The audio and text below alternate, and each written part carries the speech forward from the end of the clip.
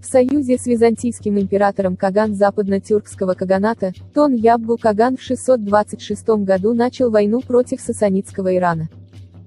В этом же году тюркские войска штурмом овладели городом Тифлис. Из рассказа «История Албан» следует, что в конце 629 или в начале 630 года тюрки предприняли попытку покорения Армении.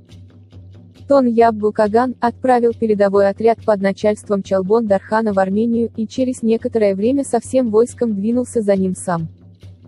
Знаменитый полководец Фаррухан Шахр-Варас, в то время бывший фактическим правителем Персии, выслал 10-тысячную конницу против тюрков.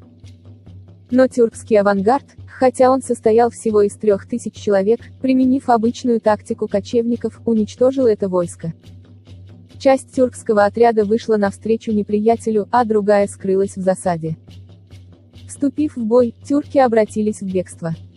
Находившиеся в засаде неожиданно напали на преследователей и окружили их. Персы были перебиты, после чего победители собрали украшения коней, золотом обложенные мечи, щиты, превосходные одежды, сделанные искусством греков, и все собранное разделили между собой. Персы были выбиты из Закавказья.